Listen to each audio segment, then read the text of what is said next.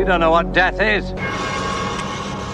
We have such sights to show you.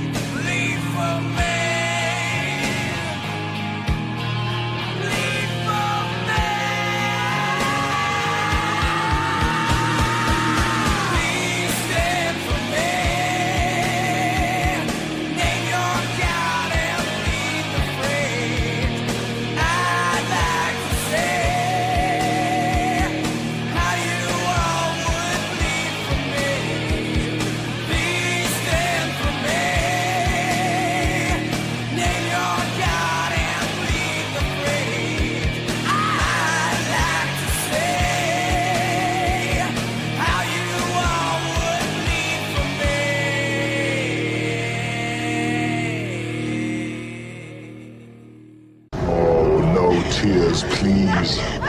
It's a waste of good suffering.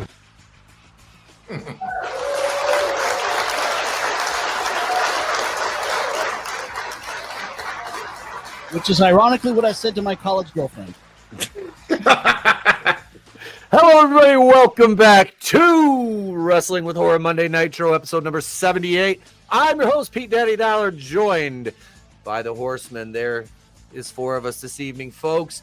To my right, he needs no introduction. I'll give him one anyway. The one, the only, the man from Forgotten One Music, Mr. CJP.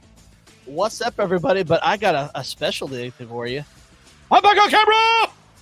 Look at that. He's got his lights back. Lighting rig. I got my visualizer back. I'm feeling good tonight. Hell yeah. Oh, yeah. CJ showed me that lighting setup. I was like, ooh, that looks fucking good. That looks excellent, man. Congrats on getting that all set back up, brother. Yeah, it only cost me, part of a finger. And oh, no. I have a keyboard here from the late 80s or the 90s that weighs 55 pounds, and I didn't realize it when I picked it up and tried to walk it into my room by myself. Oh, yeah. It's so old, it takes 3.5 floppies to update. That's how old it is. Damn. 5 1/4? No, not 5 1/4. It's not that old, but 3 1/2. Yep. The semi floppies. Yeah. Kind of what I'm It's like. not the length, it's the girth. Why are you trying to fuck me with a windsock? Yeah, I'm built like a tuna fish can. It's not the size of the bite, man. Well, cheers, CJ. Glad you got your setup. You're on camera. Got the visualizer. Things are working right again. Good to see it, sir. And on the bottom row, ladies and gentlemen, we'll start from right to left, facing your screen because he's got the O face on. He is the man with Semitism in his soul. He has a laugh so infectious, but worry, you needn't a vaccination for it. He is the one, the only Hebrew icon, Chungus Rhodes. It's Sleepaway Chris. They discovered my secret.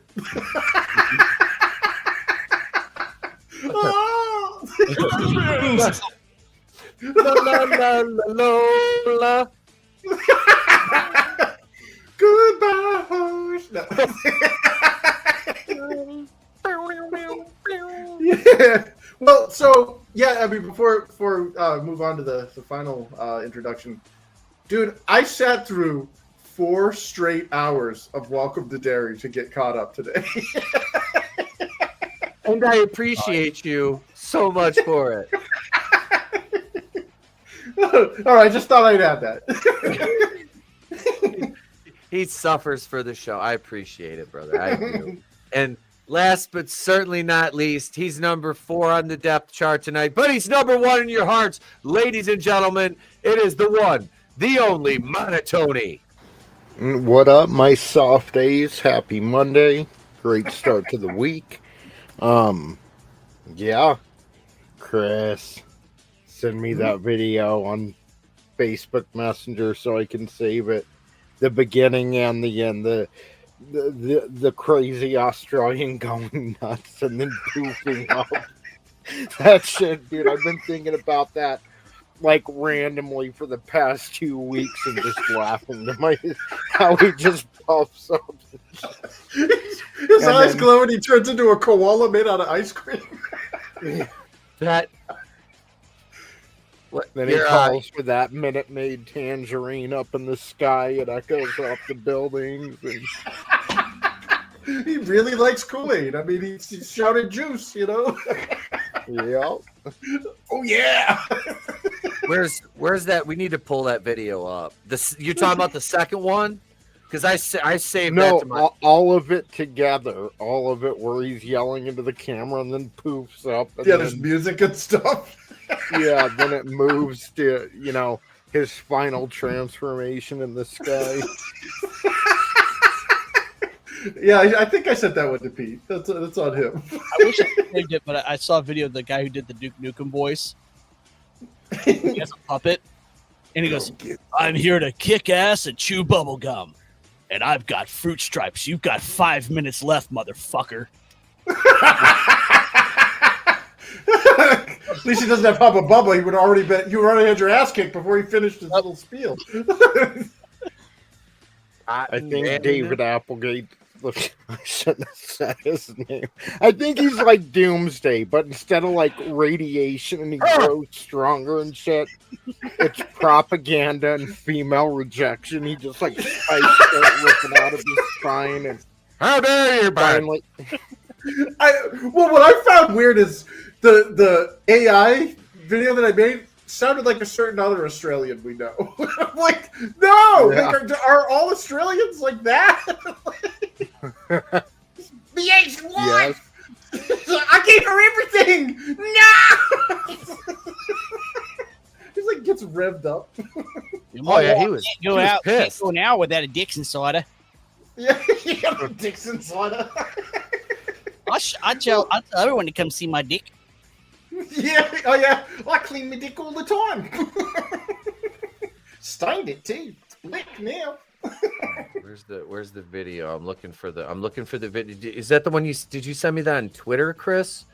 I can't remember where I sent it, but yeah, I've had to overhaul my hard drive, so I don't have access to all my old videos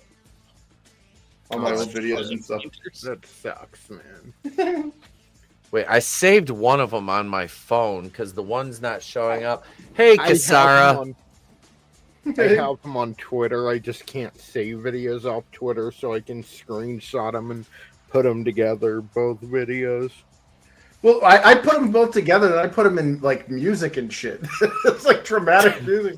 The Asian wife, and like his eyes start glowing and shit. Yep. Me wife, me Asian wife. Going full rama and just blows up.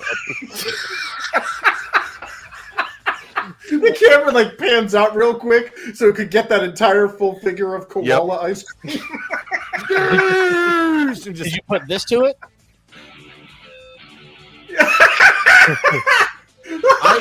I snuck that in the promo with Brody. There's a minute where I zoomed in on him and I had the AI movie trailer narrator going like, Brody had no idea what was going on. And you hear the music cuts and it goes, like for a second, just a split second, I put it in there when it was zooming in on his face. God damn it. Hang on a second. I'm trying to get this. I'm gonna send you the one on Messenger real quick, Tony, just so I can screen share it, okay? Because it's easier for me to do that than it is to upload it. I have to dig through the 800 fucking thing. There it is right there. Oh, here's both of them. I'm sending you both of them. There we go. Now we'll play these in succession, folks. This is how we start the show. Before you get the Welcome to Derry talk, you're gonna get some AI David Applegate, courtesy of Chris. All right. Let me share the screen. Oh, I just found it. Here you go. You got the whole one? I got the whole one. All right. Send it to Tony right now. Just go ahead and pull it up and screen share it, Tony. I'll just forward it over to you. Okay, just send it to me. It's set to music. That's fucking awesome. It's like an epic. It's like an epic movie trailer. It's like one anti-Semitic Australian's mission to he's been betrayed by too many people. Freaking Facebook Messenger moves so slow sometimes. I'm waiting for it. What up, Jay Greeno? Welcome.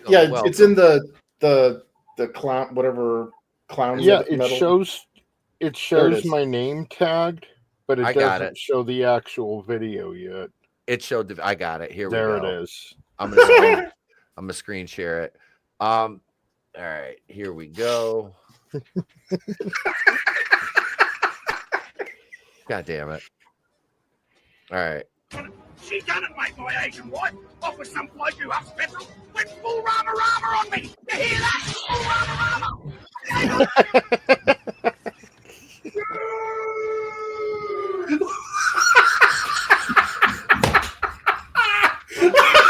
Mate, my Asian wife. Off with some bloke who up special. Went full rama on me. You hear that?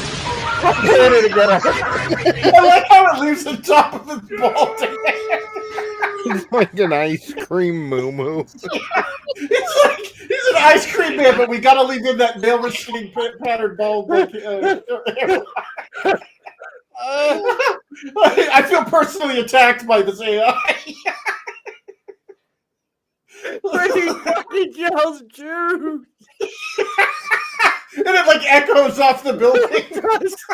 The fucking echo.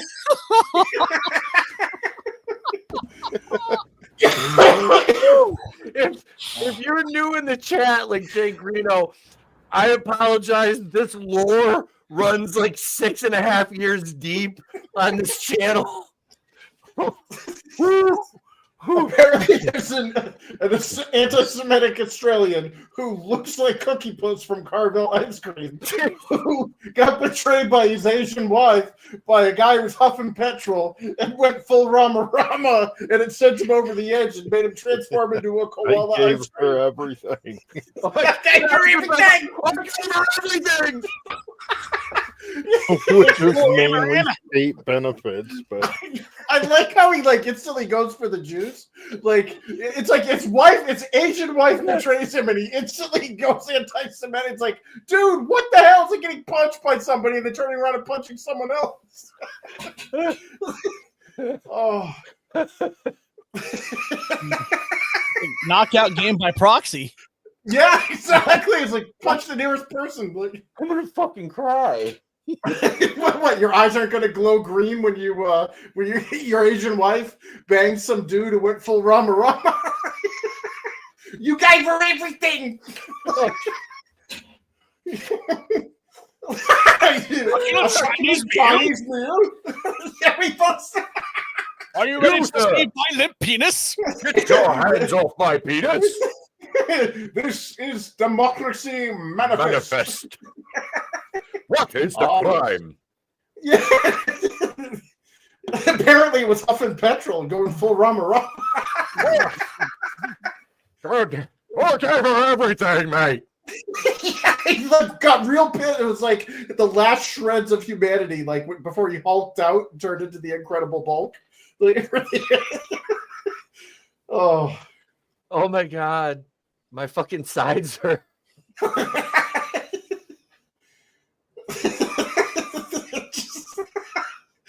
Like, what? Does he even have an Asian wife? Well, not anymore, obviously. Yeah, like I was at work the other week just laughing in my car thinking about it. Oh, dude, can you imagine a whole series about that? He like freaks out and turns into a marshmallow. We got this one too. Hang on. She done it, mate, my own wife. Off with some bloke reeking of petrol going full Rama on the bloody dunes. My wife, my Asian wife, cheating on me. Seen that one. I'm getting dizzy. I haven't seen that one. World premiere. Look at the little fish mouth. This little fish mouth squirting out juice. It's like the Rankin Bass cartoons, like one of the Island of Misfit Toys, so they went anti-Semitic. You got Cornelius as an anti-Semite. He's like, you know who else is treasuring silver and gold? That's why I carry the 6-shooter.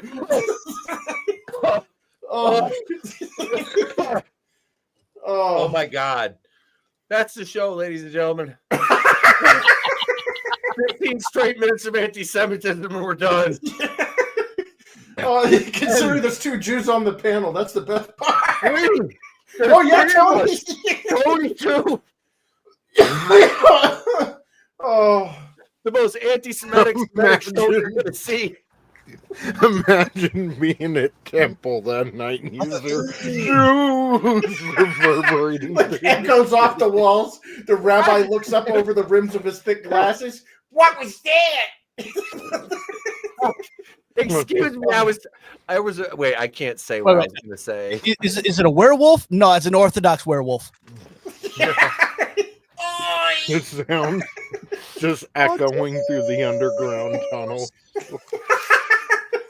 Oh my God! Hi, Jamie. Good to see you, hon. She missed our ice cream cake going for Rama Rama. Jamie, I hope you didn't miss the first 15 minutes. I really don't. If you did, you're gonna need to go back. That's gonna get clipped. I think just the first 15 minutes of the show. Usually I write timestamps. It's just gonna be the first 15 minutes. Just clip that. Oh yeah. The pork sword is not kosher. Oh God. Don't remind me. That happened in that movie Toucan. Toucan guy literally takes an entire bottle of Viagra and fights with his penis. No,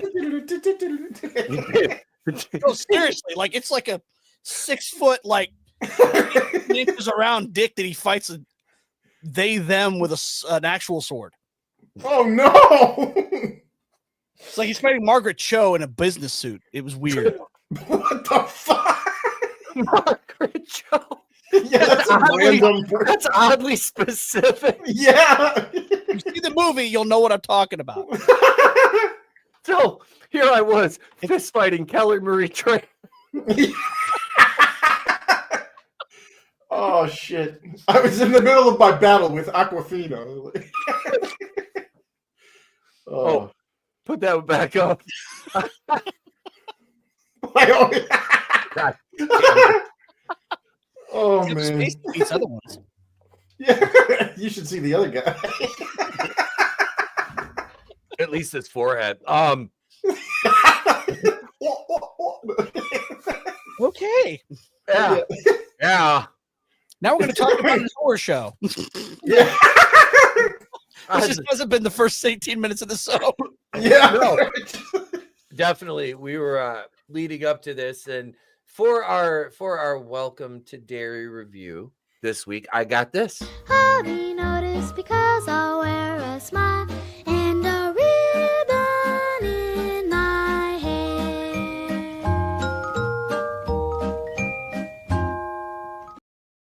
And that's the most amount of white people you'll see in that entire show. I was watching this episode. I was watching this episode last night and thinking, I'm like, I wonder if Chris is going to watch this. I wonder immediately what his thoughts are going to be. It's a great disturbance of the force. I so wanted to like video edit the beginning of Little House on the Prairie, where Laura Ingalls is running through the field and put Chris's head on that. And just be like, black, blackity, black, black, blackity, black. Like, yep. Just that was Chris. I knew it right away. I knew it. Well, here's the thing, okay? And the reason why I take offense to this, and I'm going to get into some really autistic crap, but it's no secret. I'm a New Englander, okay? I've lived in New Hampshire. I've got family in Maine, all this stuff. Yep. So I've actually delivered pool tables in Bangor, Maine. So I've driven past the King Estate several times where there's a little wrought iron gate shit. But like, so the air base that they're talking about in King's fictitious world is based on Pease Air Force Base, which is where my grandfather was stationed, and that's in Portsmouth, New Hampshire. Okay. Derry is also a town in New Hampshire. So apparently King hates New Hampshire enough to take like New Hampshire town names and or locations and put them into Maine for some reason. But what really bothered me though was how like I grew up in the 70s, I grew up in the 80s. I've been all throughout Maine, you know, like I said, half my family owns freaking Scarborough. Okay. That's how, you know, like my grandfather owned an island in Maine. All that shit. We've been in Maine, and up until the last, I'd say, 15 years, Maine was the saltine of the Cracker Barrels.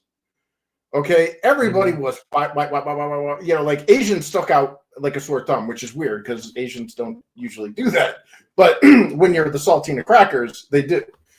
Yeah. I watched this show, and I'm just like, there sure are a lot of black people in Maine.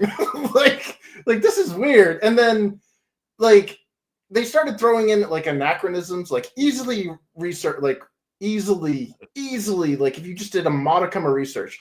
You remember the scene in the one of the episodes? I think it was actually this one or the third episode where Lily is in the supermarket and she's pushing the trolley, and the guy over the voice thing is like, "Yeah, there's a sale, there's a special on SpaghettiOs," and he says it like a couple of times, and I'm like, this show takes place in 1962. SpaghettiOs didn't come out for like another 3 or 4 years later. So, you know, like little autistic things like that, but it's like they build up. And when we got to that 4th episode, I know exactly the point you're talking about where you're like, did Chris watch this? Because you were probably just as like as I was. I was originally, and I think I said this in episode 1, like I had to look it up to see, like, because I wasn't sure, given the year is 1962. I'm like, how many like black commanding officers were there, and was it commonplace, you know? And it said there were some, obviously. Yeah. Which is I'm fine. I like the Hanlon character. Me too. I like him. I like the actor. I think he's doing a damn good job. But given the fact that they're using, which, and again, I can't really get mad at it because the civil rights stuff at that time is very, it's apropos. Yeah. Yep. It fits into the universe. His wife being now this, I like this because it creates conflict in the story, which it needs, is the wife being the activist and the husband being the straight-laced military one. Yep. And they harken back to the plot point that it got them in trouble in Shreveport, Louisiana, where he was stationed before. They had to leave because of her. Yeah, she kept getting arrested. And the son at one point, doesn't he say how many times can we start over? Was it him? Was it Will? I believe it was Will that said that. Yeah, the poor kid. And I really, the actor that's playing Will, I like him. I like the kid. The child actors in this, I mean, I don't, they're probably teenagers, but they're supposed to be like what, middle school age? Are they in this? Like 8th grade? Yeah, 13, around there? Yeah, like preteens to young teen. That's, like junior high. Okay, that's kind of where I was thinking. The girl that plays Lily is doing a really, like, she's kind of coming to her own as far as a character goes. My only, I'm afraid they're going to kill her off now. You know, I don't think they will, because I'm looking at like plot contrivances. I don't mean to cut you off, but like, no, you're fine. I really loved in the first episode, like the first couple of episodes, the bait and switch. They have a losers club, but they're 2 male and they're 2 white, so we have to get rid of them. But if you don't view it from that level of cynicism like I do, it was a big surprise when they go into the theater and Ronnie's up there in the projection booth and she sees these white boys getting cleaved apart, and and Lily, is the lone survivor. She's got plot armor, dude. She won't get taken out, and if she does, it'll be at the end. Pennywise may be a monster, but he's not a racist. So let's chill on the criticism. Tony, I'm sorry, Chris. Were you going to say something? No, I was just reacting to the. No, he's. I want to. Tony, did you get caught up? How do Australian women say no? Nee. No. Nee. Nar. Nay. No. No, I didn't. Well, how far along are you? I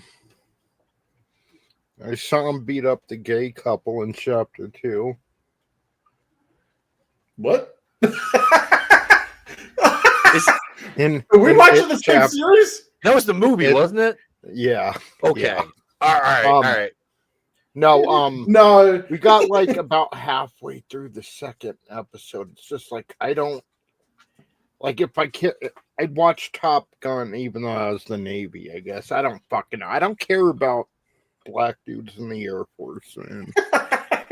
Like I wish that. See, this is like we were talking about this earlier. Just like a lot of those Marvel shows. This would be good if it wasn't, and I'm not saying it's bad. It's just, do we need 8 hours of this? You know, and it goes back to The Walking Dead and them really starting that boomerang storytelling. Like, the first episode was, you know, pretty good. It dragged in the middle a bit. And the last episode, maybe the penultimate episode will be pretty good. But everything in between it is, fuck, we've got 8 hours to fill. And it's like, why couldn't you just tell a nice, concise 2-hour story? Well, I mean, that's an argument for procedural versus episode. Yeah. What's that? Well, that's a good argument for procedural versus episodic. Like you're more of a fan of the episodic stuff. Episodic, like it keeps you subscribed to the streaming channel because then they can, because Netflix doesn't give a fuck when they drop something. When Stranger Things drops, they're dropping the entire thing. But everywhere else, Paramount Plus with Landman, HBO with Welcome to Derry, all these other channels, Disney is the one that started it, I believe. They drop an episode once a week and it keeps you subscribed compared to dropping a 2-hour movie. Yeah. But I would argue you could release a lot more quality movies if you stopped with all, I don't know, certain things. Like I mentioned Landman, that is a series. Every episode something happens, it has meaning, you know, Cobra Kai. But things like this, it just, I feel like it could have been a movie. Well, you know, maybe it's also that the character, like the storytelling isn't that good, if that makes any sense. Because it's not very, like, good storytelling is peaks and troughs or peaks and valleys, the American way. Like, you have a ramp up to an excitement and then you go down into the lull so that when the next ramp up to excitement happens, it actually has impact again. And this doesn't have that. Yeah. Like it's very formulaic. It's like, okay, kids see weird shit, and then there's a bunch of like black people talking. Kids see weird shit. There's like a military guy and some black people talking. You know, kids see weird shit.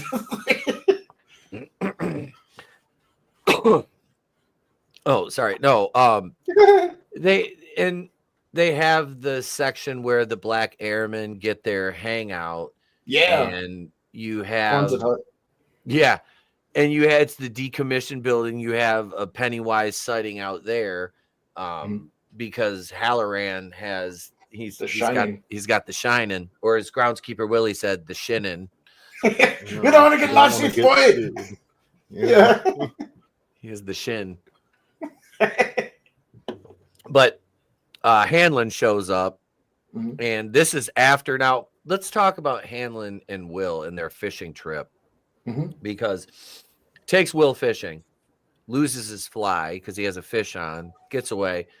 Dad goes back to get another, some bait, tackle stuff, get another fly for the reel. And Will gets pulled under the water and he sees his dad burned up. And then he turns into that fish that looks like it's Pennywise. Obviously, it's like gonna clownfish.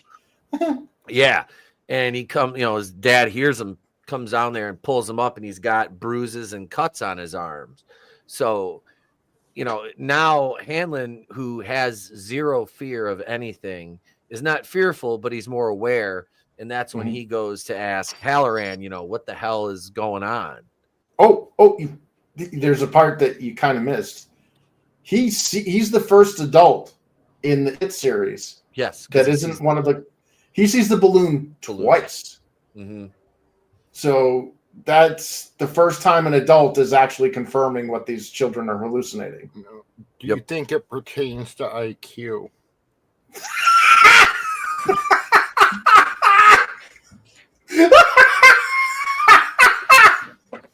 Shit!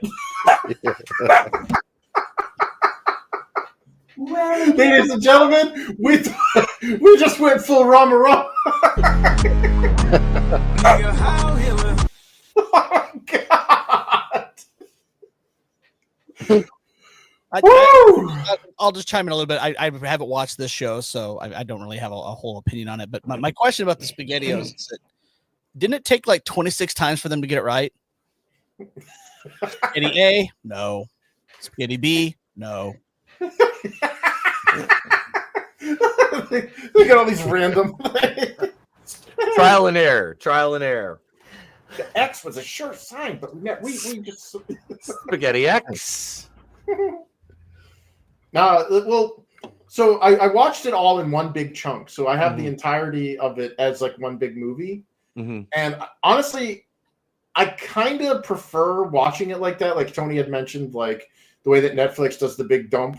Yeah. And you just watch it marathon. Like watching it 4 hours straight. Yeah, sure. It's like a Lord of the Rings extended movie. But like a lot of the shit retains better when you're watching callbacks. And like when Marge got remember when Marge, so in this episode, Marge, there's this like popular Mean Girls clique called the Patty Cakes, and it's led by this like, I guess, hot chick who's like the lead of like the Mean Girls. And there's this fat pig-nosed girl that wants to desperately be part of the group, but she's friends with our main character who's kind of a nut bar. And she's kind of tossed, in between these two worlds of, do I try to be popular or do I try to be with the one person that accepted me as a friend? And so she's back and forth, and she's got this hype. And here's the thing: is when I watched it in continuous succession, I picked up on why the snail eyes got her. And you're like, well, why the hell because like they're watching the nature thing in the science room, and you see the snails with the big eye stalks and stuff. But if you recall, in the first episode, she's hyper conscious because she's trying to fit in with the patty cakes, and she's like, I just got these new glasses, and it makes my eyes look like big bug eyes. I'm so embarrassed. Yep. And it's like, okay, so that's her fear. So that's what Pennywise uses against her. So when they were trying to set her up, they were using Marge, the girl with the eye problem. They're using her to basically get her friend to be humiliated. Our main character, Lily, to be humiliated by having her like basically talk to the most popular jock in school and be shot down in front of everybody to be ridiculed. She has cold feet. Like she's like, shit, I'm gonna fuck over my friend. I really can't do this. And they're in the restroom together because Lily's getting all powdered up to like, to make the move essentially. So she's got to make herself look nice. She's got to hype herself up. So she's in the bathroom or the lavatory, and then Marge starts having cold feet, and she's like, I can't fuck my friend over like this. And just as she's about to tell her, bam, she gets the fucking snail eye stalks popping out of her skull and starts flipping her shit. And I don't understand how the next succession of events played out, but she somehow freaked out, ran out of the lavatory, ran across the school to the wood shop class, and then stuck her head in a like a jigsaw or like one of those like table saw things, like a drill press but with a saw blade, and she like tries to cut off the eye stalks. That's not the first thing I would be thinking about, but that's what she does. And then Lily's like trying to like stop her from self-harm. Marge has this like, it looked like it's a file. It's a file. And she starts stabbing herself in the eyes with it. And Lily wrests it out of her hand, and trying to save her. And then all of a sudden, all the kids in the class show up just in time to see a bloody Marge on the ground with an eye slashed out, crying and everything, and Lily's standing on or like sitting on top of her with the file, and it's like, oh, that was convenient. Like, right. Back to the funny farm you go, bitch. And that scene, Chris, I had the effects look great, and did you watch the little featurette and see how they did it after? Oh yeah, with the ping pong ball or the antennae. Yeah. Yep, it was pretty cool. I like watching these, especially the scene with the bicycles, to see like how they put that together and their explanation for why they use the CG in those scenes as opposed to practical, because they want the kids to focus on the acting instead of worrying about balancing on the bikes and acting. But this was slick. It looked good, but it didn't make a lot of sense because nobody's gonna. Right after lunch, nobody's gonna hear this girl screaming. No, or nobody. How did she get to the other end of the building? Remember, like they were in the lavatories are right next to the calf where where they're gonna. The woodshop class is on the other side of the building because they show that in the earlier scene when the kid throws the smoke bomb, comes out of the woodshop class, and it was like, yep, oh, that's okay. Yeah, it didn't make sense. The logistics of that didn't make sense. And why harm? Like, you know what I mean? Like, what was the mindset going on? Like, yeah, I'm gonna stick my head in a table saw. Like, I thought she was gonna slice her head off. Yeah, that's kind of that's what I thought she was gonna do. Was like she was trying to cut her eyes, but like take her, just brain herself, basically. Yeah.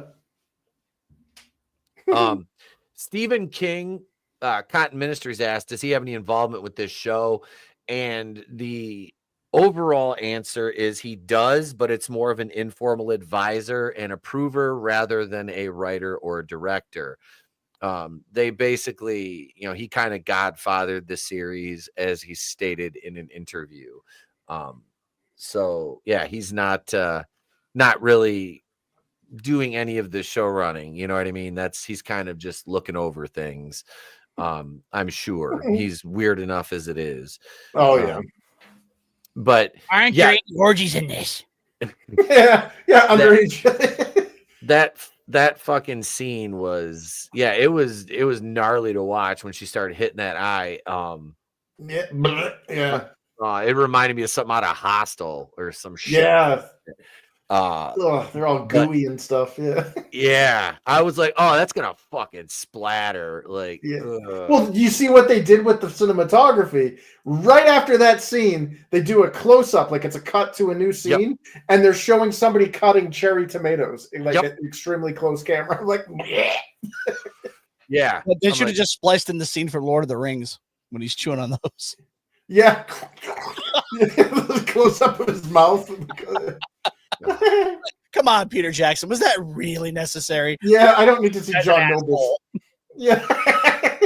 But that scene was well done. It just didn't make a lot of sense to how nobody else heard Marge screaming. And first of all, I want Marge to die.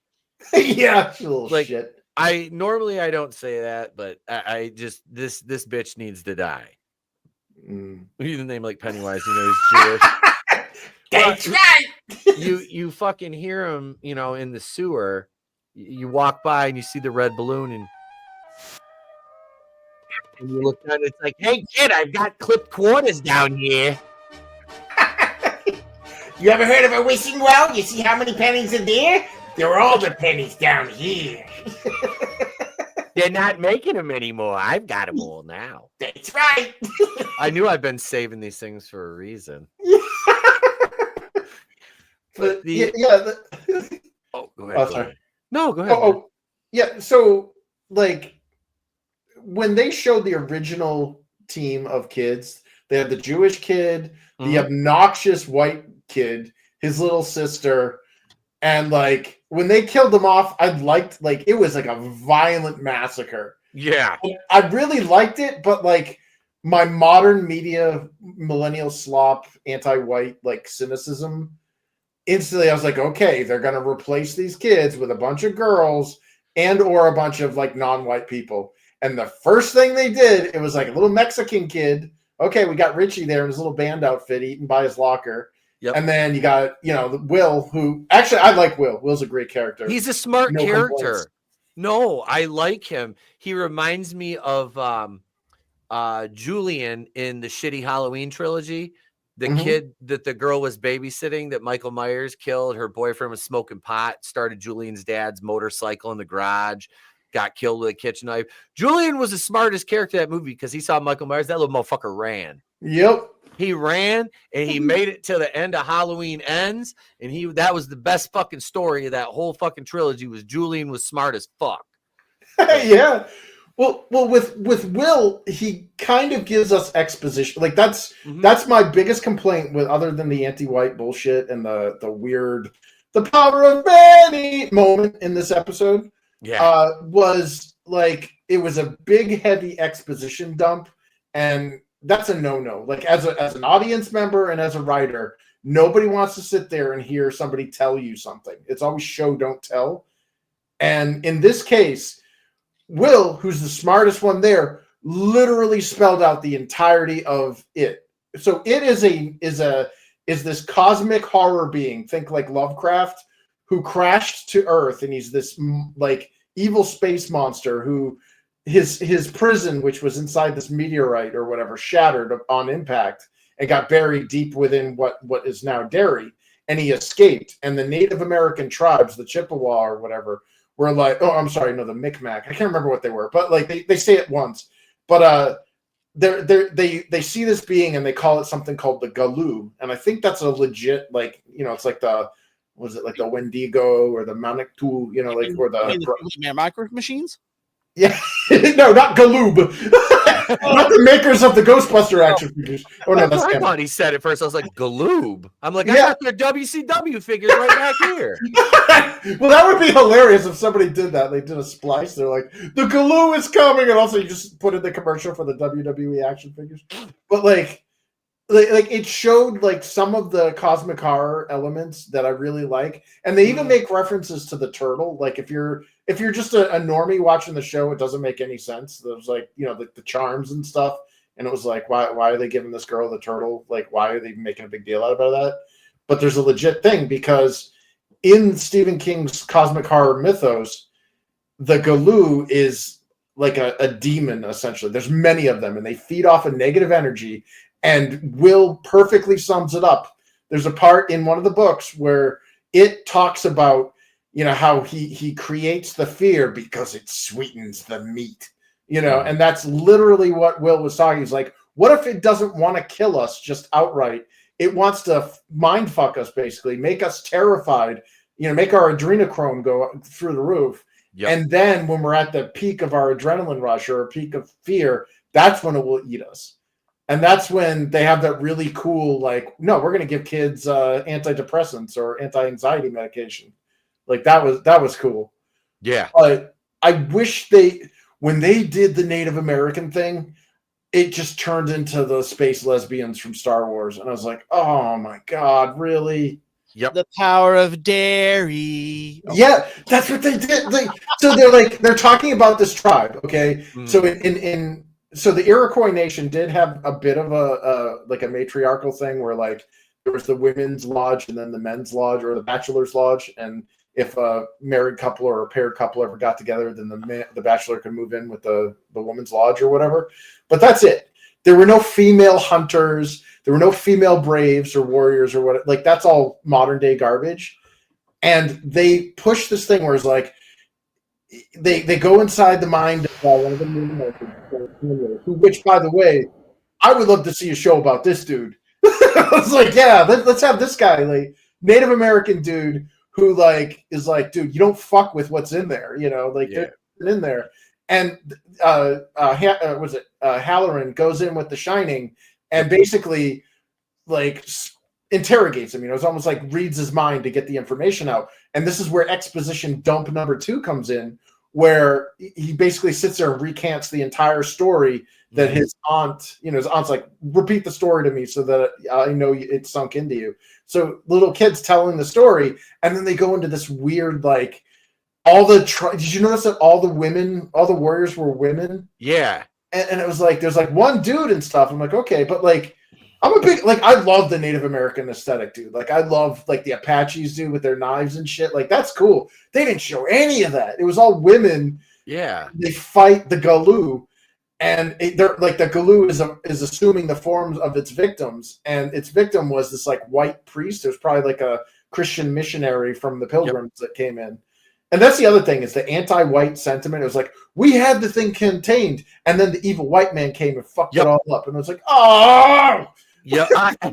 As soon as they said that, I could hear Chris. I could just hear him echo all the way from where he is to where I am with that guttural just because I had the same reaction. I'm like, here comes the settlers, and they just fucked it all up because we had the shards planted and blah blah blah. Yeah. I'm like, I don't like that they have like a Deus Ex Machina. Yeah, you know, because that's pretty much what the shards are. Yeah, well, here's the thing: is how did they know? How did they know? So in the books, there is a turtle. Okay, this is why I was bringing up the turtle all the time. The turtle is the polar opposite of the spider, which is the Galoo.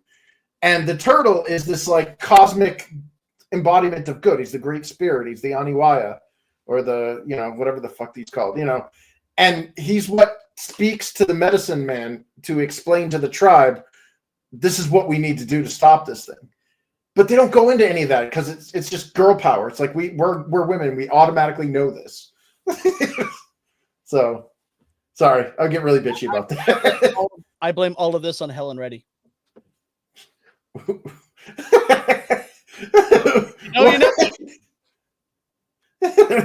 This is all her fault. That fucking song fucked up everything.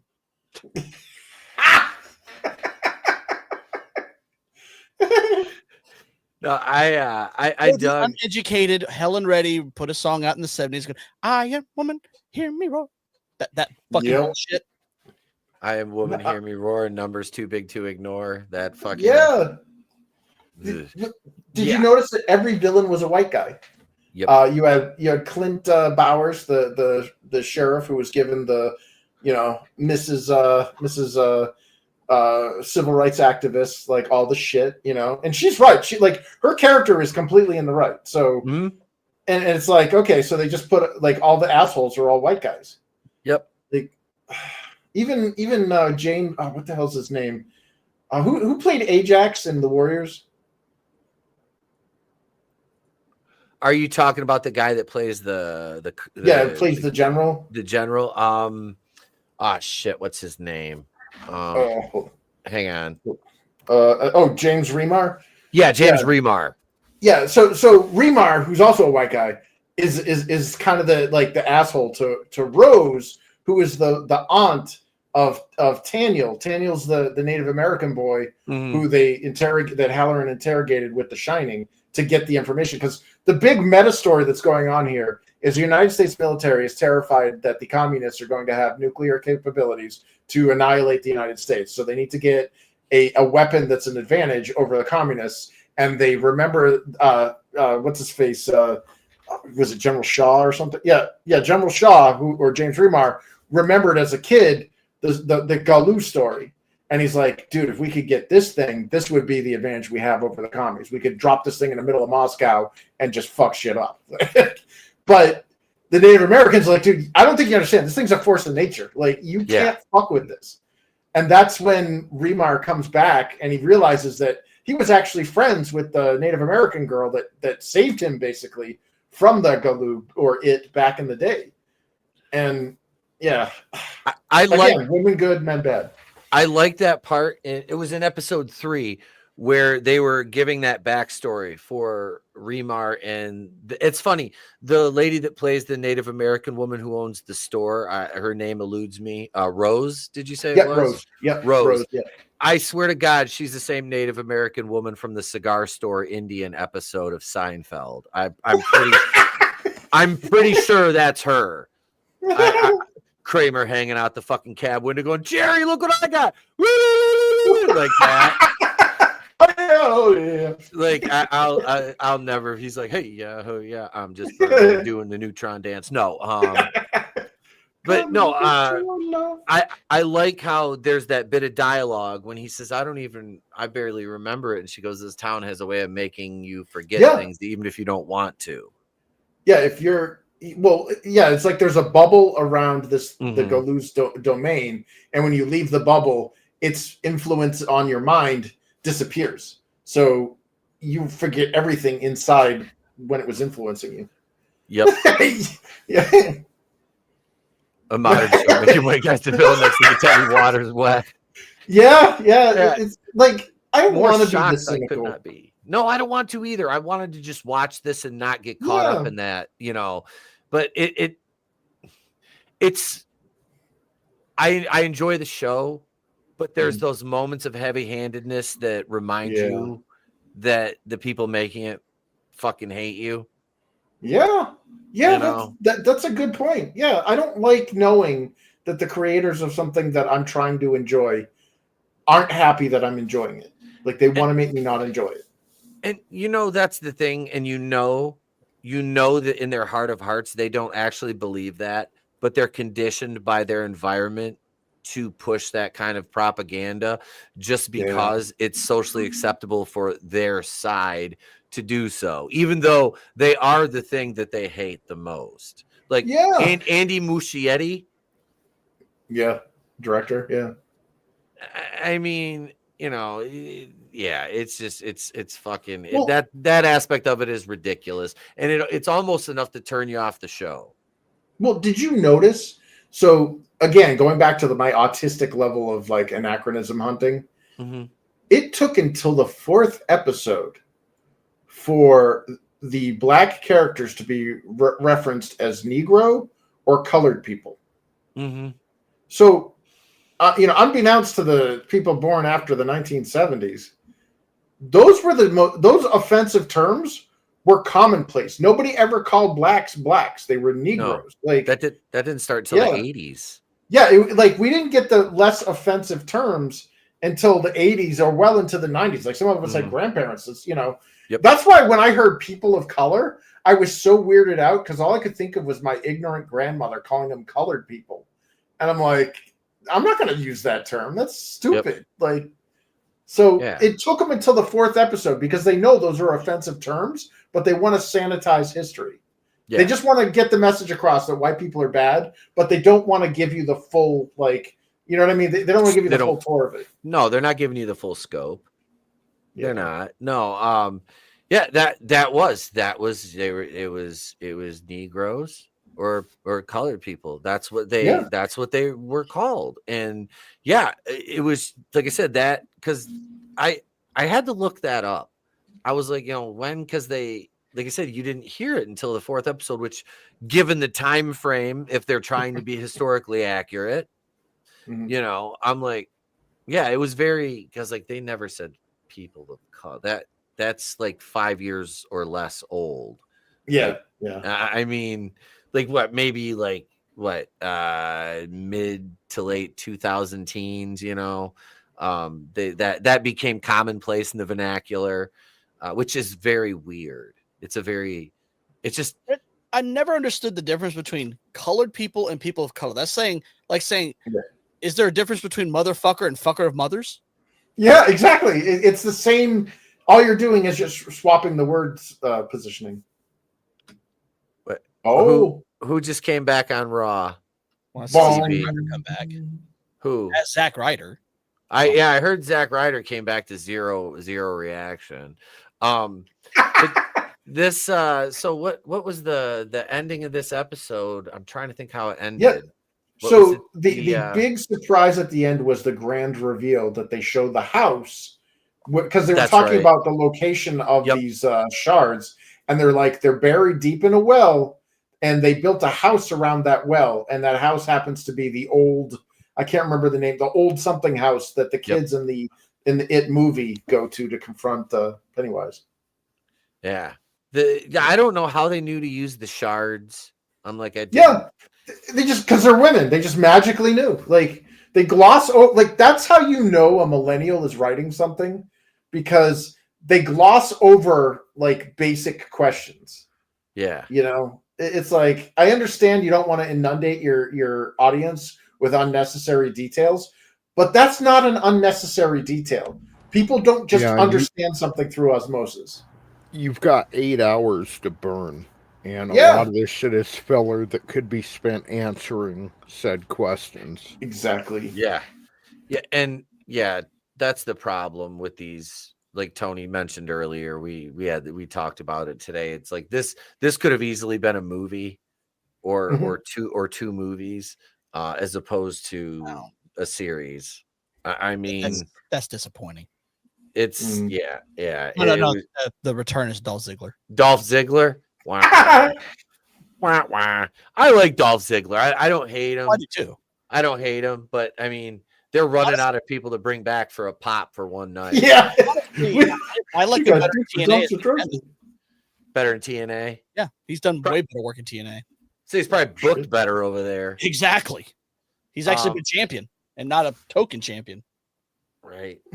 But before we get into more wrestling, so next week we get we're going to get Pennywise. Finally. Yep. We're going to fifth episode. Yep. And the makeup and everything looks fucking great. Oh, it's the same actor. It's Skarsgård and everything. Yep. Bill Skarsgård, I believe it is, right? Yep. Yeah. Did you notice in this episode he was completely ill-equipped to handle Halloran? Mm-hmm. He's like, "Who are you?" Like, wait a minute, how the fuck did you get here? Yeah. Because he was all setting up his little circus of horror for the people he's going to kill. And then all of a sudden, out of nowhere, this black guy just shows up and goes, "Surprise, motherfucker." You know, it's like, surprise. But he's not really there. He's not there because it's The Shining. He can astral project wherever the fuck he wants. And yeah, it's kind of cool, the idea that they're taking the movie The Shining and they're taking Halloran, because that's Halloran from The Shining. And the old guy who gets the axe. Yes. Yeah. Well, the same, whatever the special power is. You know. Yeah. Yeah. So he's got this ability to basically take over other people's minds. Like, he can do whatever the fuck he wants with other people's minds. And that's the same power that the Galu or it has. So we're seeing kind of like the pieces on the chessboard. You know what I mean? We're seeing, okay, that's the light side. You got Halloran. And on the dark side, the king is the Galu. You know, I don't know. Like, there's a lot to like about the show. I know Tony doesn't like the fact that they just took like a 2-hour movie or a 3-hour movie and stretched it out into. And I will watch it. I'm gonna catch up with it. I prefer the binge format as well. I do too. I don't know how I'm gonna fare now going into this, just watching episode 5 and being like, "What the fuck? That's it?" Like, you know what I mean? After watching 1 through 4, I was like, "Okay, that was like a satisfying arc." Like, that was like, I felt. Maybe that's the happy medium, is that they release like 4 episodes at a time or something. Yeah. We were talking earlier about Stranger Things. They're releasing on November 26th, so 9 days, volume 1, which is episodes 1 through 4. Then on December 25th, they're releasing episodes 5 through 7. And then on December 31st, episode 8, the finale. Oh, Netflix is doing that? Yep. Oh, I stand corrected from earlier. Like, they usually just dump the. Normally they do, but Stranger Things, this is the last season, and they're gonna milk it. Well, the episodes are also 2 hours long, aren't they? Yeah. They're like super. Yeah. The season 4 had 2 2-hour episodes, 1 90-minute episode. And the rest were an hour. So they had basically 3 fucking movies in season 4. Yeah. Yeah, they split up the final season of Cobra Kai as well, now that I think about it. They split it into 2 parts. It makes sense with a go-home season like that. It makes sense to do that. Like I said, you're not going to get it. You want to milk it that last season, so it's still gonna earn you money after it's done, because people are gonna, if it's a good show, people are gonna rewatch it. So, dude, I'm tempted to Etsy that shit. Like, I mean, obviously it's illegal, and I wouldn't do it. Asterisk. But like, I I loved Disney Afternoon, and a lot of those DVDs went into the Disney Vault, and I couldn't get them. So I went the Etsy route. And some of these creators on Etsy are so goddamn professional that I ended up getting a legitimate Disney DVD, and the menus and the way that things were set up with the behind the scenes and all this extra shit from Etsy was better than the Disney version. So it was better than the official. I want to see that for Welcome to Derry. I want to see that with Stranger Things, Cobra Kai. Binge it all on discs, physical media. Yep. Well, yeah, and that's the other thing we've lost with a lot of physical media not being produced is all those behind the scenes and alternate commentary. Yep. Like, if you guys have all watched This Is Spinal Tap, right? Oh, yeah. I haven't. You haven't seen Never that? seen This Is Spinal Tap? No. Oh my God, Philistine! It's been years and I barely remember it, but I did see it a couple times. But it goes to 11. The DVD commentary is them all in character. Oh shit! I'm Nigel, and I'm going to do commentary for. Like, the opening menu is then like the logo comes out. It's like, ooh, black. It was more of a pastel black, and then the logo comes in, but then it like shrinks to like really, really small. Can't see it. It's like I can't mush my face up against the screen, and it just doesn't work. It's like a Stonehenge. like they even did the menu and the commentary in character. That's why I love that DVD so much. God. Well, that movie, we should do that sometime. Watch that just as a, if you haven't seen it, like it's one of those classics that there's so many little one-liners and funny bits that people have probably referenced over the years. Like, but it goes to 11. Like we used to do that in game design all the time. It's like, yeah, let's make the enemy damage go up to 11. Why don't you just make 10 more on a keyboard, and he's like, "There's like D-Monus, the saddest of all keys." Oh, that sounds beautiful. What do you call that? Oh, this is called Lick My Love Pump. Yeah, I think working on the sixth one was my best album. It's my magnum opus. Godzillionaire, are you calling I'll consider that a Patreon request, Godzillionaire. Oh yeah, it's such a classic. We can do that. Yeah, one of my faves. And the fact that all three of them are actually playing. Yeah, those guys are talented. They actually wrote all the music. They played the music, and you very sure. Like the man of 1,000 voices on The Simpsons, the drummer. Mm-hmm.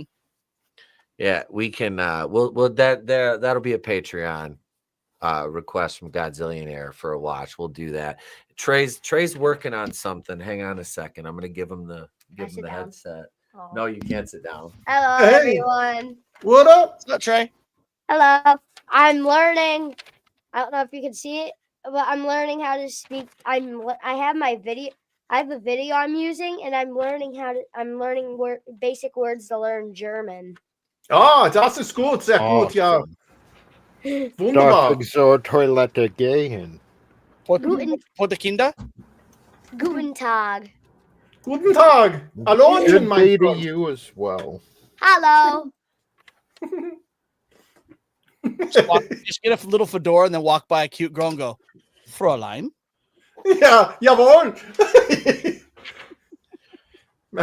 Das ist nicht gut. Man, so you've got Guten Tag. Guten Hello. Tag. Have you learned what an asset is yet? No, I'm just learning it. Okay. Good Nacht. Good evening. Guten Jawohl. Nacht to you. No, that's good night. Ja, Nacht ist night. All right, bye. I just wanted to say that one thing. Good night. Good night, everyone. Keep Auf up the Wiedersehen, good my work, friend. bro. All right, night, buddy. He ain't Bye. even Nice. playing like too much Kanye. Learn your German. Learn Jawohl. your German. Ich bin ein Deutschlager. Yeah, if he comes down in the office and says, "Das Studenherz verboten," I'm like, what? Bist du gestorben? Keep learning. You can translate for us one day. Shit. Yeah. Learn how to do problem solving. I hear there's a very good word for solution.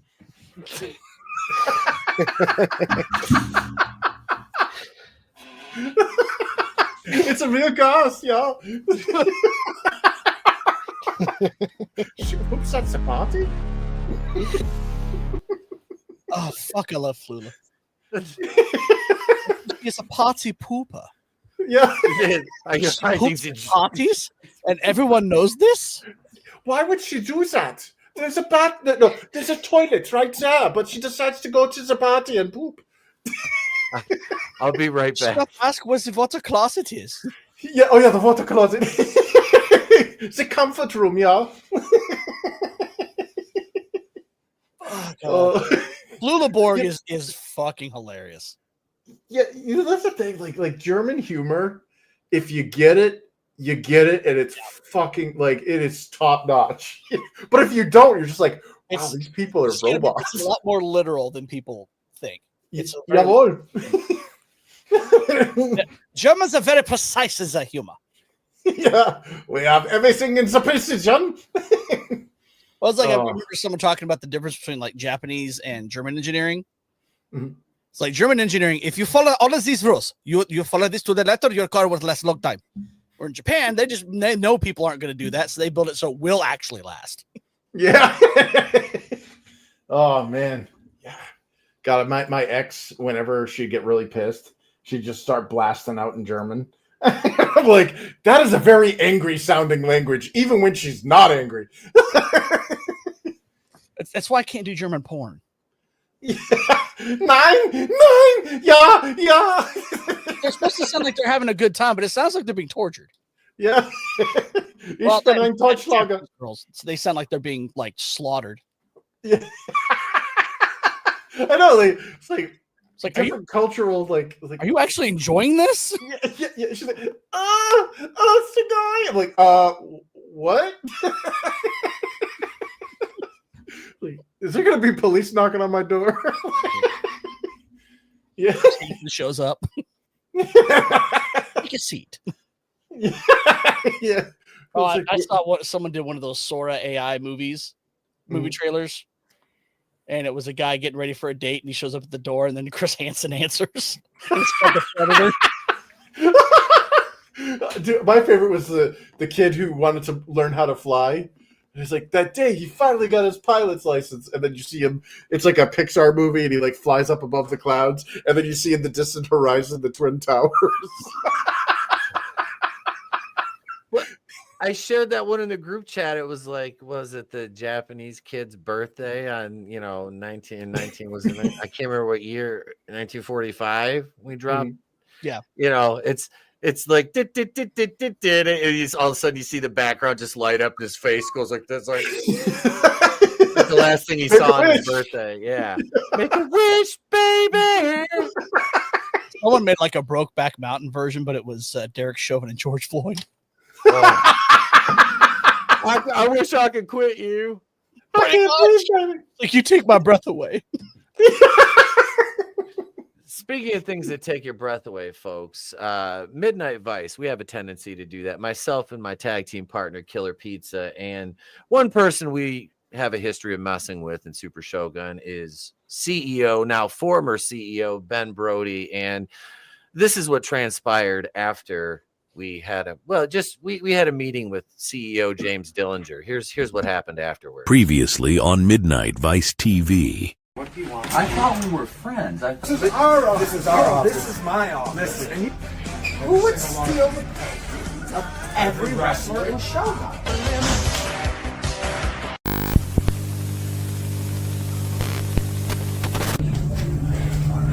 Thank you, man. We appreciate it. Thank you. About time, man. Yeah. Taking it. About time somebody knows what they're doing. Oh, Jesus. What? Brody was not happy to see Midnight Vice.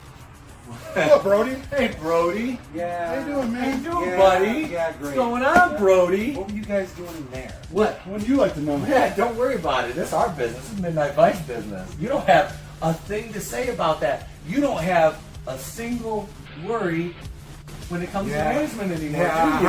Funny. Okay, That's funny. yes. That's funny. Yeah, we will.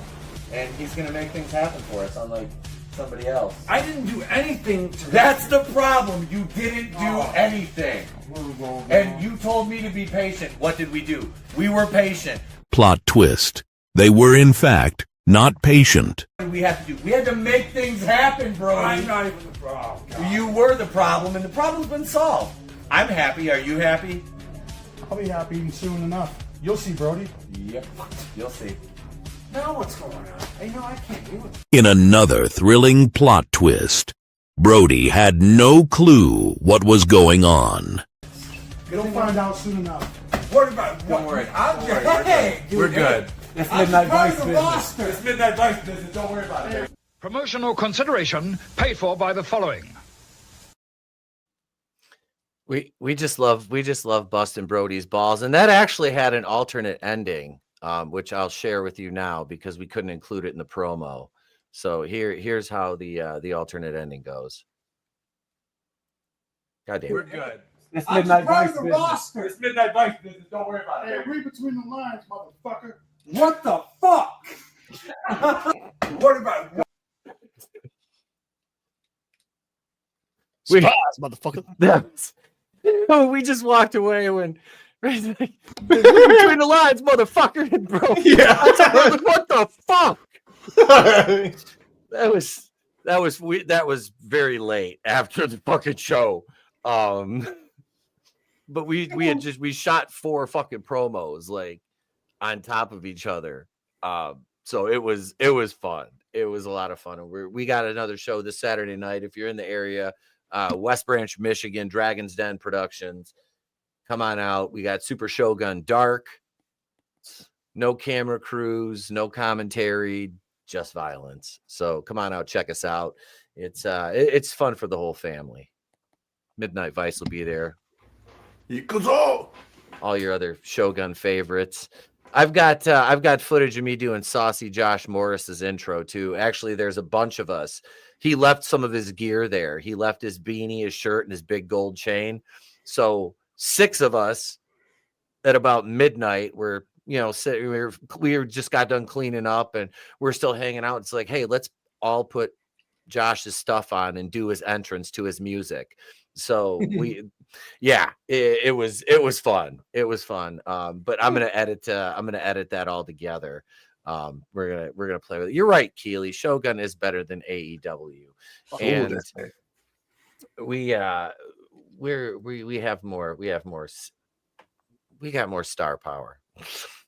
I am gonna try to get tickets to see them. They're coming near me in January, and the only reason I want to go is other than ECW, I've seen every major Fed live, and I want to see at least see this one live once before they go out of business. I like AEW's presentation. They look like a wrestling show. Yeah. I'll say that the setup, the lights, the ring, it looks like a wrestling show. God damn it, manliness. AEW as Dalton Castle, Shogun as Pete Daddy Dollar. Fuck. Boys! You know what? I would totally do that fucking gimmick. It would be fucking hilarious. That was basically JJ. JJ. Everybody was like, he played that character, and like, if you didn't know, like, you would think, well, is this motherfucker gay? No, he's married and got a kid. Like, no, he's not gay. You know what I mean? It's just he's so good at that fucking character. And that's what I like. That's good character work. Speaking of character work, Tony, there's a movie coming out that you have some interest in, isn't there?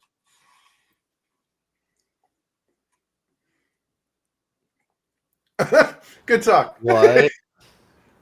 Legend of Zelda. What about it? I said no. I'm kidding. I said I'd BRB in the private chat, but I was just happening to come back. Okay. I can't see because my camera's in the fucking way of the screen. No, they're making a Zelda movie. We got some images from it today that we did. Looked pretty fucking good. Looked pretty fucking yeah. Here, I'll share the I've got some tabs pulled up. Okay, excellent. And it's not that man thing that they kept pushing for. No, that was a fucking weird a weird Transformers fucking flex. Yeah. So these are images of Bo Bragison as Princess Zelda and Benjamin Evan Ainsworth as Link. Now we had these pictures originally when they announced the casting, But today we got images from the set, and this is actually in response to a leak this weekend. Yeah, so Nintendo decided to get on top of things, kind of cut the legs out from under that, and that's fine. They released these images today, and this looks like Link and Zelda standing in Hyrule Field. Yeah. New Zealand. The casting is one of the things I was worried about the most when I heard live action, and they absolutely they nailed it. I mean, I couldn't have cast a better, at least aesthetically, Link and Zelda. I mean, it looks like them, and they're filming in New Zealand. And I mean, God, that looks like a scene out of Breath of the Wild. Yeah. So, yeah, and if you're interested, I have a couple of the leaks here. Yeah. You'll get to see Impa. The question is which Impa are we getting? Are we getting Tiny Raisin Impa or Giant Man Woman Impa? We're getting the Giant Man Woman. Hold on, let me share this other. Yeah. It shows that they're not going to be doing a game story. I think this is going to be an original story because Zelda's wearing something similar to Breath of the Wild, but Link is seen in the hero's tunic, and he doesn't wear that in Breath of the Wild. Yeah.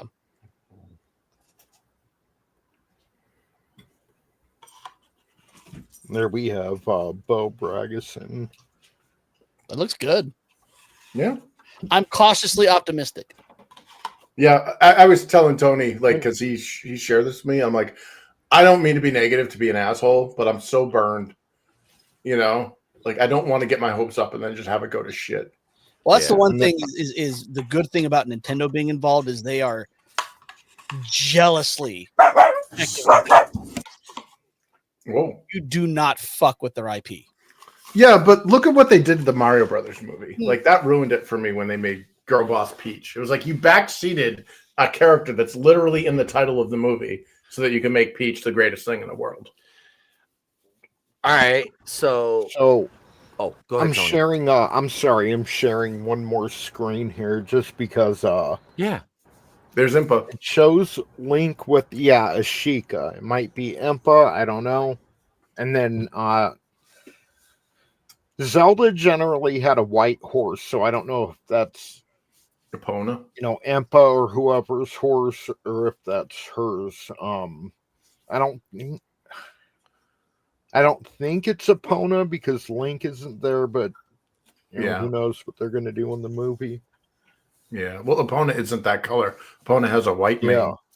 Yeah, exactly. It like if the horse had a white mane, it would look a lot like Epona. Yeah, but the rest of the color is basically the same. But I don't know. Like Wes Ball, I recently watched Kingdom of the Planet of the Apes, and his specialty has always been motion capture. And then Shigeru Miyamoto's like directly involved. Like a lot of the shit we're seeing from Nintendo these days, I mean, he's not really focused in on the games anymore. He's been working with these movies, Mario. Supposedly they're making a Luigi's Mansion movie. He's directly involved with Zelda. So I trust his judgment. And Wes Ball has the chops to make it look good. So, same as CJP, I'm just kind of cautiously optimistic right now. Yeah. If it was any other game company, I would, they're going to fuck this up. Yeah. Well, like my directly involved. Yeah. Well, my initial my initial impression was, and I'm just sorry, Tony. I know you've heard this like 1,000 times, but like, no, for me, it was like after the success of the Mario Brothers movie, why, for the love of God, did you make this live action? If they copied suit with the way if they use Illumination or whoever did the Mario Brothers movie with Zelda, like I think that it would have, I don't know, been easier in some regards because with live action fantasy, it's a very delicate tightrope balance where if you do it well, you get Lord of the Rings. If you don't do it well, you get Lord of the Rings. You know, like we was or Rangs and Wheel shit. of Time. The costuming in Wheel of Time was horrendous.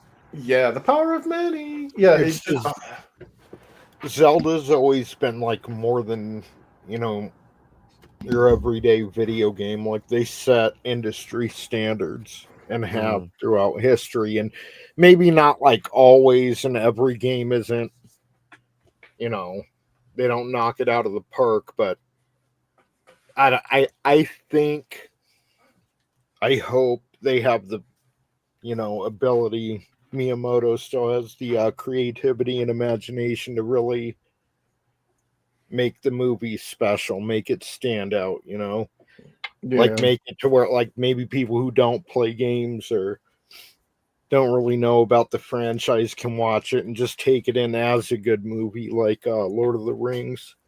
Yeah, or anything else, you know. I wish I'd screenshotted it, but someone was bitching about Zelda being played by a girl, and he's like, "Are we still doing this shit 40 years on? That you don't is about her as a princess and Link is the silent protagonist? Are we still not getting this? What if Zelda was a girl? Oh, that just reminded me. I saw a tweet where it had somebody who was a huge Zelda fan who didn't live long enough to see this. And it was Robin Williams. And the tweet was like, basically, this guy would have been a great king of Hyrule, you know? And that made me think, do you think we will get a Zelda Williams cameo? You know, like kind of like what Stephen Colbert did with the Hobbit movies, where you're like, oh, there he is. Or Peter Jackson was the guy eating the carrot. Daniel Craig, Trooper. Yeah. Yeah. I think Robin Williams would be a better like Tingle or Beetle than the King. Beetle. Well, in you know, decades ago, yes, but now if he'd have been, you know, his age as he was now, you know, if he'd have been that long, King of Hyrule would make more sense just for the age thing.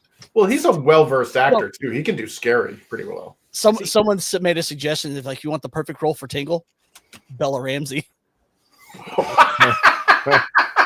I don't even know who that character is. I'm just picturing that potato head. Yeah, because that's Tingle. Tingle's got a giant melon head. It's like a dude in green spandex with like a Cupid doll, like the little Hershey Kiss twirl at the top of his head. Yeah. So Bella Ramsey'd be like, "I'm a dad." Does Zelda Williams act? Like, does she do projects and stuff?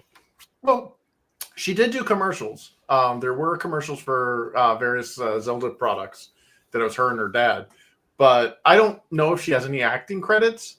But she doesn't she's got a good voice. She doesn't sound like annoying. And yeah, I mean, she's pretty. So it's like, dude, just throw her as an extra, you know, put her in a cameo. Yeah. I mean, I wouldn't mind that. I think it'd be really cool because they have that Robin Williams NPC in Breath of the Wild. Oh yeah.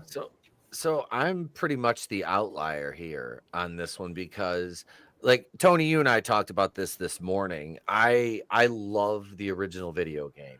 That is, and will always be one of my favorite games, just because the emotional attachment I have to it, and it's funny. And I don't just have this sitting here because we're talking about it. This always just sits on my desk. The map from the original game, it just randomly is sitting here, and like I love that game. And I was telling Tony, I started to play Link to the Past. That's the Super Nintendo one. The third one. Yeah, I enjoyed it. I just didn't get to play it as much because I haven't got to play video games in months. It has been literally months since I've played a video game, other than like grabbing the controller from Trey and running a few plays on Madden here and there when I'm in between stuff. And the thing is, I've tried not to spoil it, but I will now. Pete doesn't even know the Dark World exists yet. He's just running around Hyrule like pre the first 3 dungeons in a Link to the Past. Yeah, there's a whole other side to that game, dude. Yeah, I have. Is one of the greatest ever created. I think it's better than the main Zelda theme. Holy shit! Yeah, I gotta it's check it out. great. I gotta check it out now. I gotta check out the theme for this because like the original Zelda theme is iconic. Like, Oh, yeah. that I, is just as a composer, I so much more enjoy the Dark World theme. okay. Wait. It was So if sophisticated for a video game at that time. well, dude, the Super NES put out some bangers that I didn't even think were possible on a console. The Super Castlevania 4 soundtrack. I mean, come on, Aquatic Ambiance from Donkey Kong. Good God. Yeah. No Trigger Oh yeah. Holy and Final shit. Fantasy VI. Yeah, Yep. see, I never had a Super Nintendo. I'm a Genesis kid. I never had a Super Nintendo. I Genesis played them. audio but was so harsh for me. It was all tinny. I always played the audio was never that great. The music on it was meh. I always played like the NHL hockey and Mortal Kombat and all that shit on there, and the fucking basketball games, like basketball, hockey, and then the fighting games on there were my favorite. Oh, nice. Talk about a golden age though, like Miyamoto like creating these games, and you have Koji Kondo scoring them, like two creative geniuses in their own right. Nobuo Uematsu. Yeah. I mean, even just a lot of the music on the NES is so impressive on what they were able to pull off. Because again, they're having to code that by hand.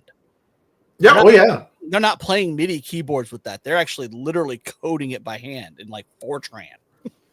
Holy shit. Yeah, it's all synthesized sounds. But yeah, something like that. Well, you heard like so when the SNES, even though it was the much maligned version of Mortal Kombat 1, the SNES version of Mortal Kombat 1 had better sound than the arcade version of Mortal Kombat.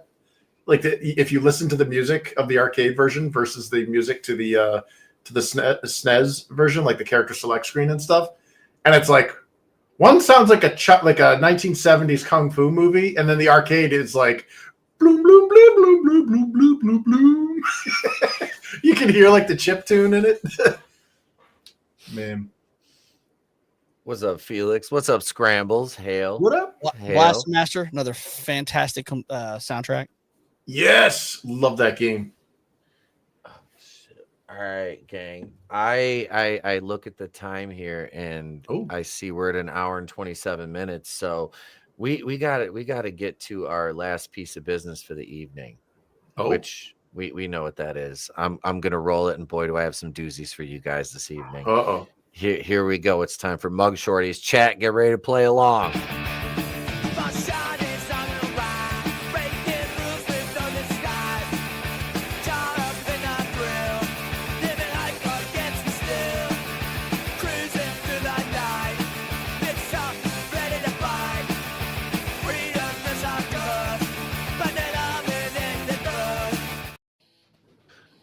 All right, so we've got 3 players. Chat, you guys get ready to play along. Keely, are you ready to feed the ducks? Did you take your zinc today, Keely? I want to make sure you're not depleted. All right, boys. You guys know the rules. Chat, get ready to start weighing in because here's Mug Shorty number 1. Is she guilty of A, trespassing, B, DUI, C, shoplifting, or D, battery? Not D batteries, not D batteries. Keely took his zinc, all right. Let's see, Chris, what do you think on this one?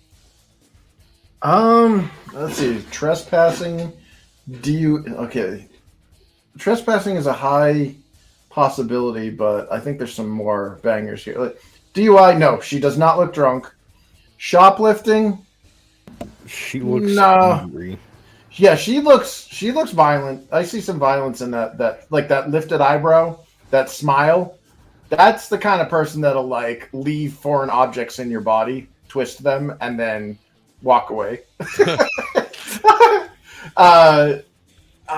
Shit. Yeah, I want to say A because she looks like somebody that would break into your house and like, throw your rabbit in a stew pot.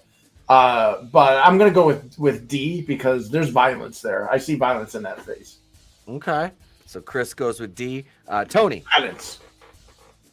I was thinking the same thing. I'm like stuck between D and A and possibly C, but I want to go with battery as well.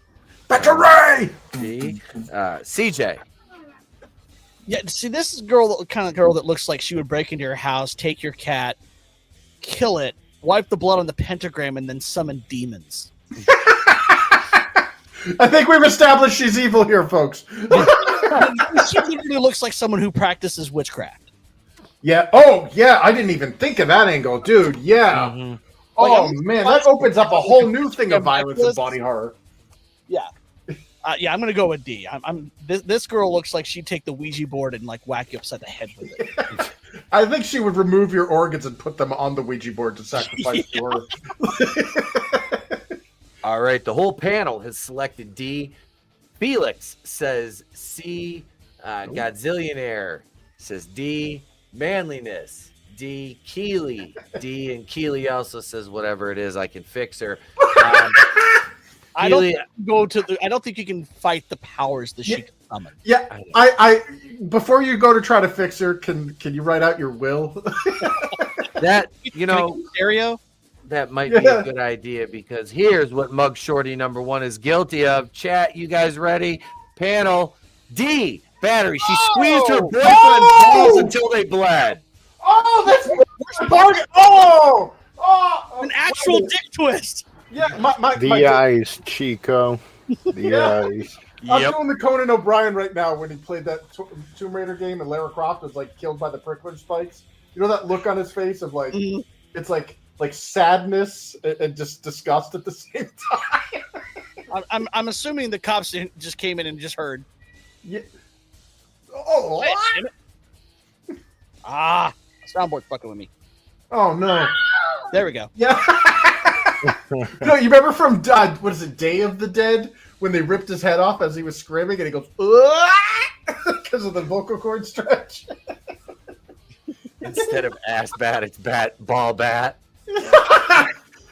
I knew there was violence, but I didn't think it'd be that fucked up. Oh, god damn. Keely and Manliness and Godzillionaire got that right. Felix, you're off by 1. Everybody on the panel got a point that round.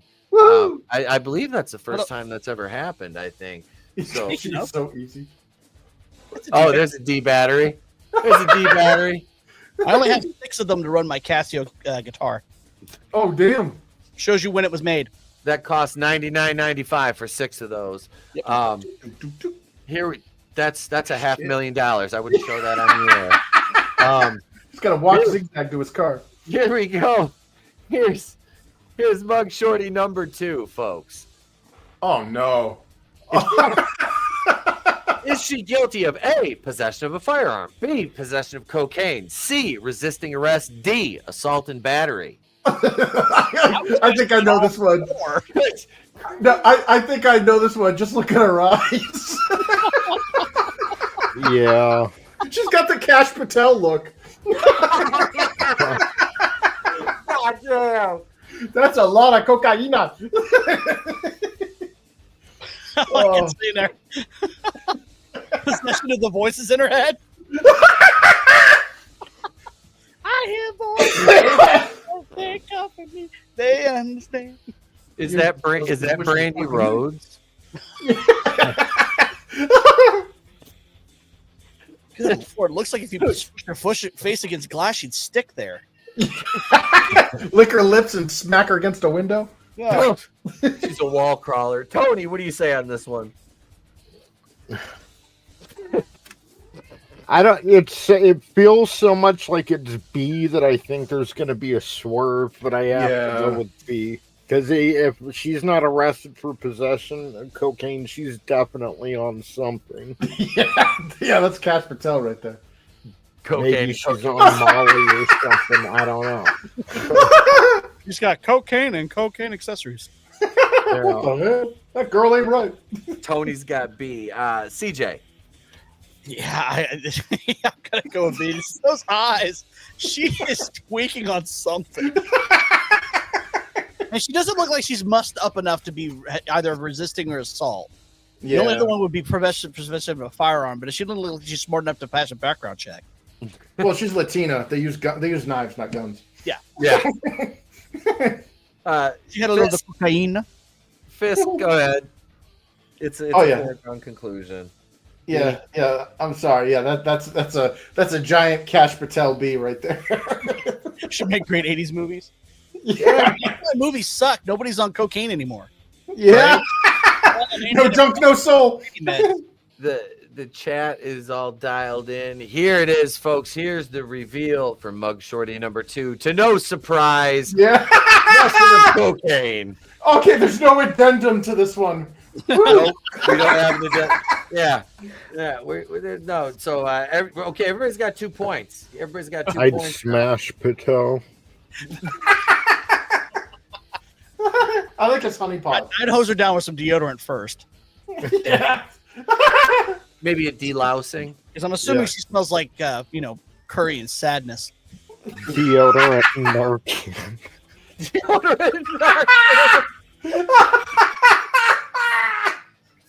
Oh, was that like oh de Portland or like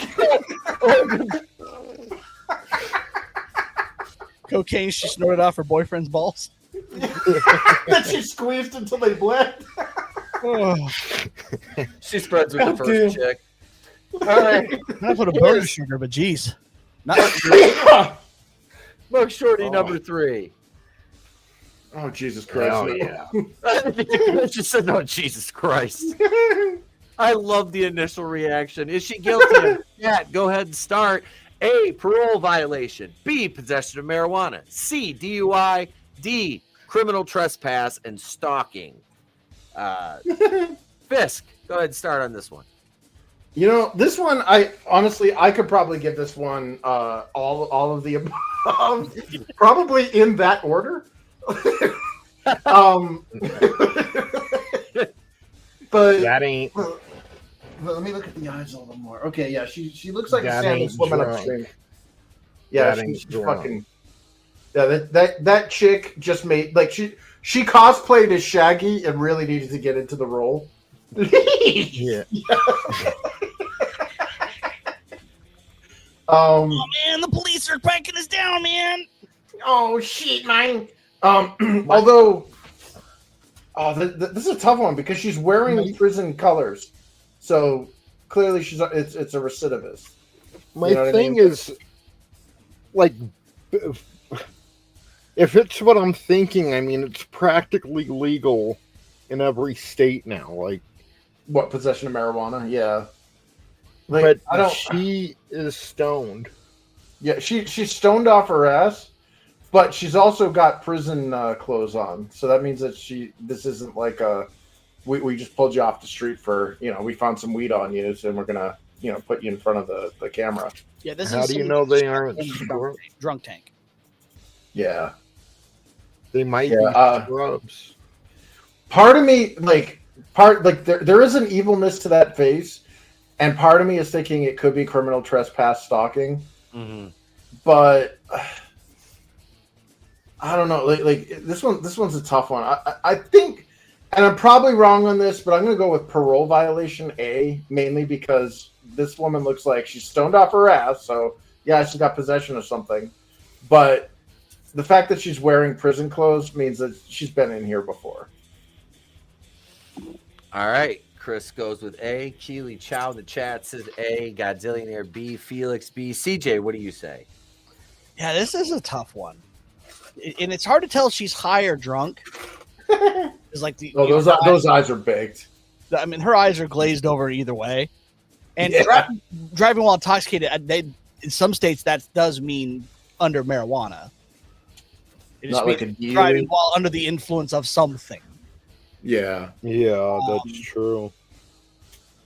Yeah, this really is a hard one. I'm just for the bit, I'm gonna go with C. CJ says C. All right. Tony.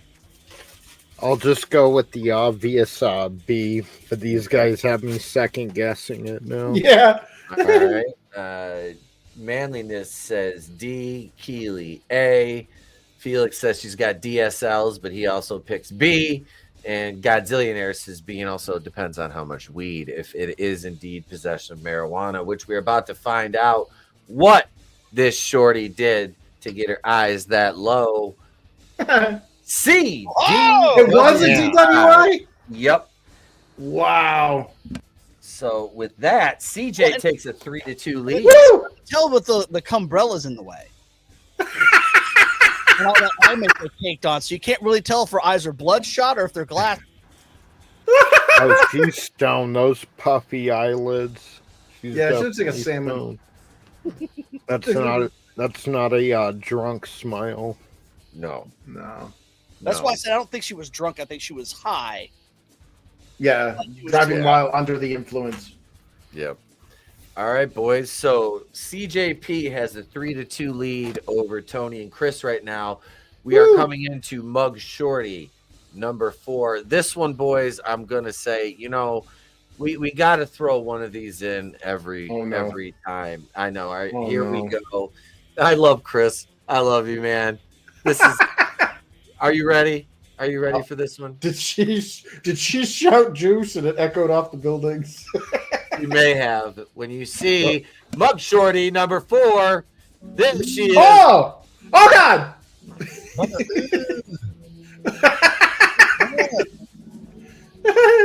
Is she guilty of A, prostitution, B, assault of another inmate, a correction officer, and possession of contraband, B, possession with intent to distribute narcotics, multiple variants, probation violation, possession of a handgun by a felon, or D, indecent exposure, loitering, and obstruction of a highway? Oh, man. Yeah, she looks like Sub-Zero. He's not A. I'm assuming she's also guilty of. Do you suffer from a lack of a father figure? Yeah. I'm gonna go with B. All right. Tony says B. Fisky. I'm gonna say, to me, it's a toss-up between B and C.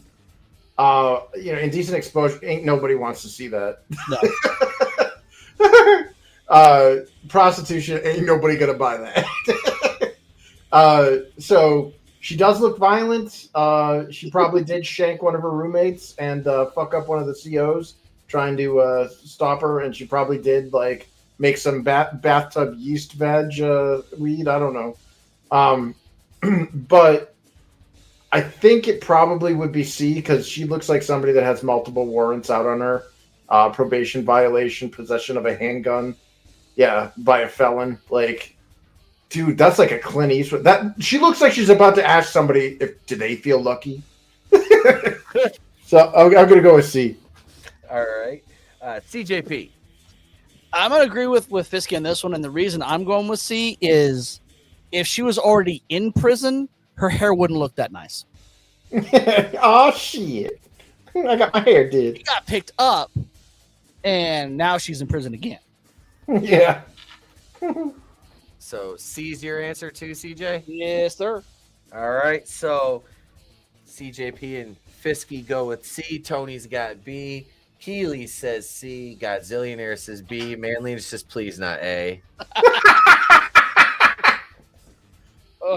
But the answer to our 4th Mug Shorty, gentlemen, is D. Indecent exposure. Loitering and obstructing the highway. So she got naked on a highway. So all those poor motorists had to see that thing. Yep. Yep. There was a 15-car pileup on the I-5 today. Yeah. Going the wrong way. The source of the crash is apparently an ugly-ass chola showing off her body and making everyone distracted and want to die. My body is a canvas. This is the kind of dumbass that would actually tattoo her nipples. Oh God, yeah. You ever see that? Woman's got a perfectly good rack, and all of a sudden it looks like grandma's purple doily, going to her tits. It was bleh. No points that round for anyone. CJ still has a 3-2 lead. We all lost just seeing it. Yeah, I don't think anyone's a winner in this one. No, I told you guys I had to imagining it. I got to throw one of those in every show. That's not a shoddy. I think that was from What's Her Bail. But here we That's go. getting a shoddy. What's Her Bail is the ghetto version of Mug Shawtys. Oh. Here we go. Here is Mug Shawty number 5, our final one of the evening. Here she is. Is she just on the? Is she guilty of A, contributing to the delinquency of a minor, CSC in the 3rd degree, DWI, and kidnapping? B, impersonating an officer, shoplifting, and improper lane usage? C, embezzlement from a charitable organization, wire fraud, and identity theft? Or D, 2 counts of felony child seduction, relations with a 17-year-old girl? Wait, so she's like a lesbo? Yes. That's what that one implies, is that she is a lesbican from Lesbian Island, Coriana, where Batwoman went. Anyway, where they had to find the special plant to never mind. I'm having flashbacks. Tony, we'll let you start with this one. I'm gonna go with I'm stuck between A and C, but I'm gonna go with C. Tony says she looks like, yeah. All right, CJ. Yeah, A's just got too much going on for that plain of a face for me. I'm gonna go with D. She looks like someone who really wants to fuck a girl, but can't, so she has to find someone younger she can groom. All right, and Fisky. Kudos to you for making the options more crafty this time. Like before, because before, like all of these are really fucked up. Like I'm reading through these, going, "Holy shit!" There's a lot going on in these. Versus a couple weeks ago, it was like, there was like normal, then bazam, and you're like, yeah, it's that one. What is there a crime called child seduction? It depends on what state you're in, I suppose, and how they categorize it. Sexy baby. It's a Tom Hanks. They just call it the Tom Hanks. Yeah. The Kevin Spacey. I don't know how she could impersonate an officer. Like, she's got too long a hair and everything, but I know the standards in law enforcement have lowered considerably, so maybe. She does have a very guilty-looking face. Like, look at that. That's like a Han Solo look she's got. So I think Tony picking C was a smart move. Like, if it's not that one, she does kind of look like she does kind of have the Peppermint Patty syndrome going on, too. So it might be D. She made that 17-year-old call her sir. Oh no! What did you have? Yeah. Is she a fan of welding, roller derby, softball, the Lilith Fair? Lilith. Yeah. I think I'm gonna go with C. Mainly because that looks like a guilty look, but she definitely looks like she's a carpet cuisine connoisseur, and she probably went for the younger crowd. But C. All right. All our votes are locked in. CJ took D. Fisk and Tony both had C. Godzillionaire said C. Keeley said C. Manliness is A or D. And here, gentlemen, is our answer for our 5th and final Mug Shorty. D. Yes! D. She is the Peppermint Patty. Yep. CJ gets his 4th point. That locks up the game with a 4-2 victory. CJP. Well played, sir. Is our winner this week.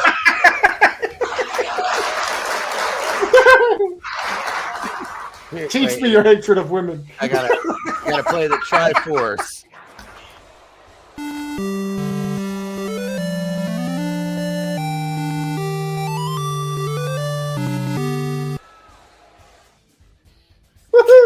swear, 15 years.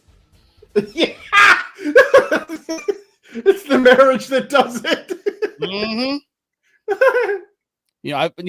Marriage, been there, done that, lost the t-shirt. Oh, no.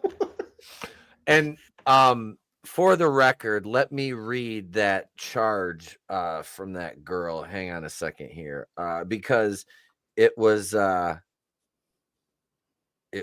very specific. Let's see, do I have that on here still? Yeah, okay. So 23-year-old Tori Lemon, a kindergarten teacher at a private Christian school in Indianapolis, was first charged with 2 counts of felony child seduction by a child care worker in June after allegations came to light she was involved in a sexual relationship with a 17-year-old girl. Oh. So she is Peppermint Patty. Yes. Yep. Yes, sir. Sir. Yeah. So that was Mug Shawtys. Lesbians! The lesbians. I will never not get tired of that sound clip. Yes. Oh my God. But I think that's it. All right. I think that's it.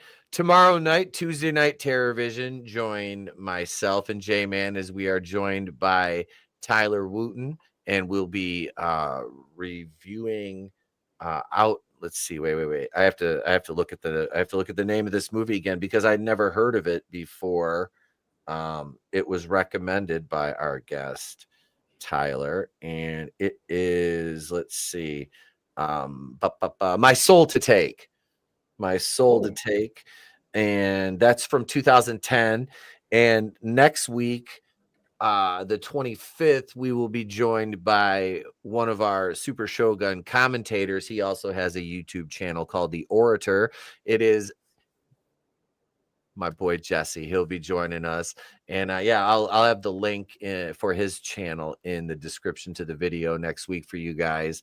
I'll actually put it in there tomorrow, so you can go check Jesse's channel out. He does horror narrations, fantastic presentation, great fucking channel, and he's an awesome guy. I love Jesse to death. Go subscribe to him, as you should to everybody here. Links in the description.